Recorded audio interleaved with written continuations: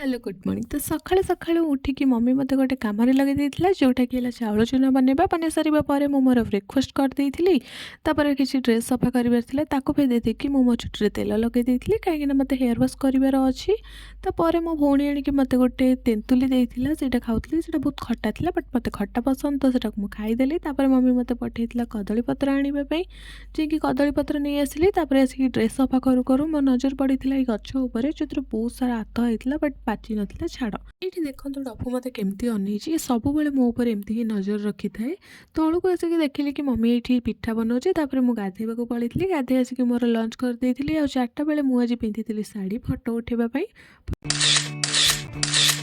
Photo ଉଠାଇ ସାରିବା ପରେ ମୁଁ ବାହାରକୁ ଯାଇଥିଲି। ସେଠି ମୁଁ ପିଆଜି ଖାଇଥିଲି, ତାପରେ ଗୋଟେ ଗୁପଚୁପ୍ ଖାଇଥିଲି, ଲାଷ୍ଟରେ ଗୁଲାବଜାମୁନ ଖାଇକି ଘରକୁ ଆସିଥିଲି। ଘରେ ପହଞ୍ଚିକି ମୁଁ ମୋର ବ୍ୟାଗ୍ ପ୍ୟାକ୍ କରିଦେଲି, କାହିଁକିନା କାଲି ମୋତେ ହଷ୍ଟେଲ ଯିବାର ଅଛି।